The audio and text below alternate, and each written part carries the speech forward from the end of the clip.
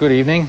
In a dramatic, symbolic gesture, the president of Kenya today set fire to a stack of elephant tusks. And he watched as $3 million worth of ivory went up in smoke.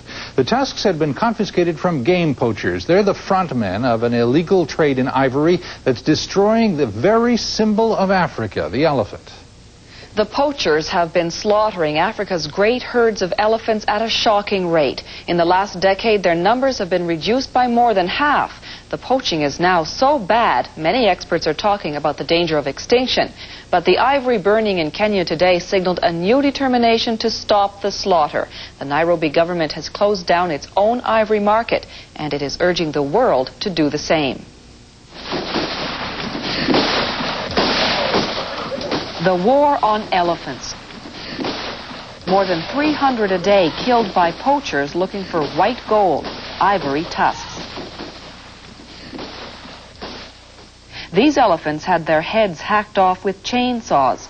All that's left are vulture droppings on their backs and the stench of death. What is happening to the elephant now is no less than the Holocaust. If they were human beings, you would call it genocide. The numbers are sickening. 750,000 elephants killed in the last 8 years. That's half the total number. In Uganda, there are almost no elephants left. Kenya's herd has been cut by 85%. In a continent so poor, the lure of ivory is powerful. It's a $500 million a year industry. Ivory sells for $200 a kilo. All African states agree they want to stop the poaching, but they disagree vehemently on how to do that.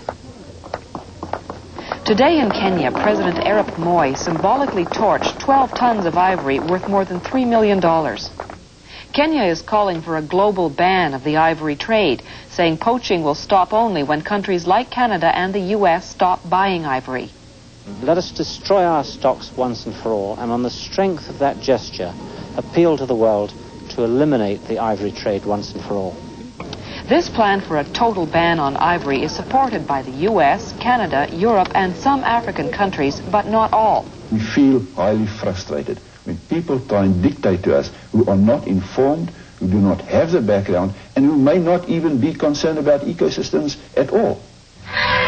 South Africa, along with Botswana and Zimbabwe, favor the controlled harvesting of ivory rather than a ban.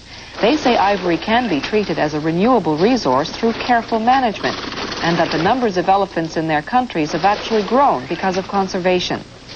These countries say a ban on ivory aimed at protecting the elephant will only drive the poachers underground. This debate on whether or not to totally ban ivory comes to a vote in October at the International Conference on Trade in Endangered Species. Still, the killing goes on. The point here is to end up with more elephants. The Canadian government thinks it knows how to help by supporting a total worldwide ban on ivory. We have a ban here now. If you try to bring ivory back to Canada, you will lose it at the airport. Does this make sense? In Toronto, Patrick Boyer, a Conservative MP and an authority on the way we should deal with endangered species, he thinks we're on the right track. In Vancouver, Walter Block, who writes on the environment for the Fraser Institute. He thinks the ban won't help and will probably hurt. Patrick Boyer, the ivory burned today in Kenya, 12 tons of tusks, 2,500 of them. Did it make sense? Yes, it did, because it sent a very symbolic message around the globe to people that think that this issue is not one where the stakes are high. The stakes are very significant here in what we're talking about, economically, but also for the survival of a species. Well, 2,500 tusks is a lot of symbolism. Walter Block, would you have burned that pile? No, I think it's a waste. Whenever you burn valuable product, it's just a waste, and I don't think that the ban will help either. I think that, first of all, the ban will probably be evaded, and even if it's not evaded, if it's successful, that means that the price of ivory will be driven up, and with a higher price of ivory, people will have an attempt or will be likely to evade it even more, which is why bans usually don't work. But, Mr. Block, if there are no legal markets for ivory, none, surely at some point the price has to start coming down. Nobody is allowed to buy it. Oh, no, on the contrary. If to the extent that you're successful, and that would mean that the price would just rise very, very high, because there'll always be a black market. But I think that in looking at this, we're really barking up the wrong tree, pardon the pun here. I think there's a much more viable, economically sensible way of preserving the elephants and rhinos and other extinct species. Okay, well, let's get to that in a minute. I want to talk about the ban first. You say it doesn't make sense. Patrick Boyer? Yes, I think it does. Canadian policy is very clear since Joe Clark announced it in the middle of last month.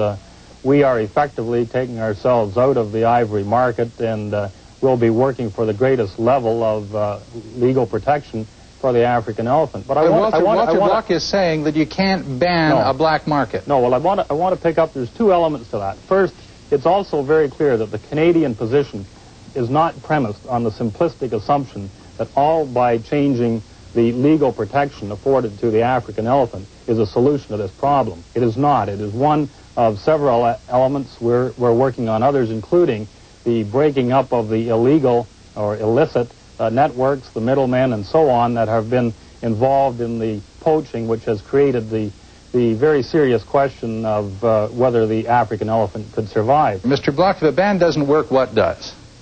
Well, we have a book coming out from the Fraser Institute called Economics and the Environment, a Reconciliation, and the point we take there is that while we agree with the goal of species survival, we very much disagree with the means that is often mentioned as a way of attaining this goal.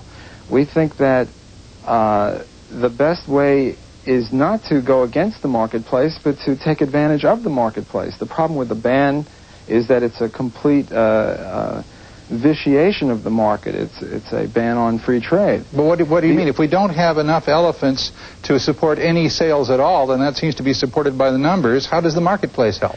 Well, the way the marketplace would help is if we privatize these animals. And in order to make this point very clear, let me make an analogy between the cow and the buffalo.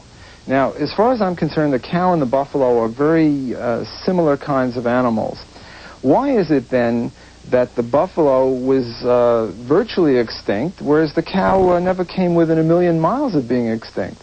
And I think the reason is that the cow is always owned privately, whereas the buffalo is owned in common, the way the elephant and the rhino now are. Let me see if I can figure this out. You're saying that if elephants are sold to individuals and owned by individuals, somehow that will increase the supply of elephants.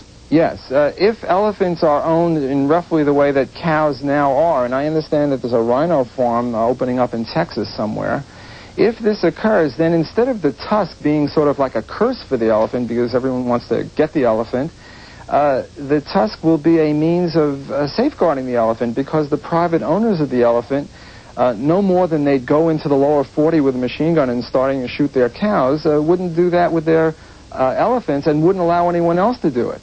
So what I'm saying is that the institution of the free market system and privatization is the last best help for the elephant. All right, Mr. Boyer? I think there may be some limited uses to the concept that is being proposed here, but to suggest that it's possible to privatize all the remaining elephant herds in Africa does not take into account a number of realities, including the grazing and range areas that those animals need, the fact that they're in large reserves now, and so on. I think that the concept is one that has been applied with some species. It has some limited use. He certainly has a hard time making that argument because it's very hard for people to understand the domestication, which is what he's really talking about, of wild animals. I think there's a strong movement globally to see that as much as possible, wild animals in their natural habitat can continue to live that way, and that we don't just end up with a few elephants or a few rhinos on some kind of game ranch in Texas.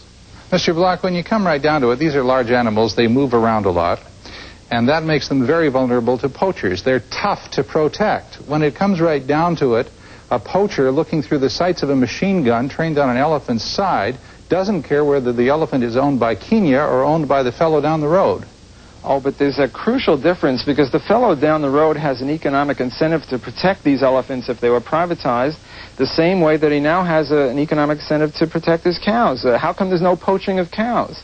Because they're privately owned. Well, let me throw this now to Miss Patrick Boyer. I don't accept that comparison, and I reject that analysis. We're not talking here about farming. We're talking about wild animals in their natural habitat.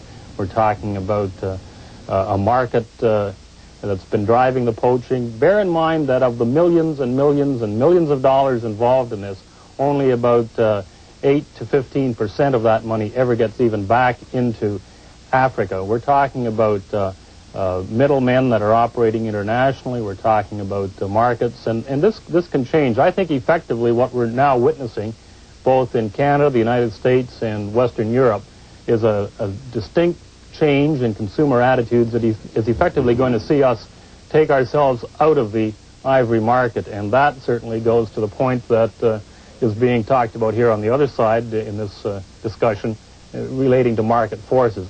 All right, Walter Block in Vancouver, Patrick Boyer in Toronto, thank you both very much. Good night. My pleasure. Good night.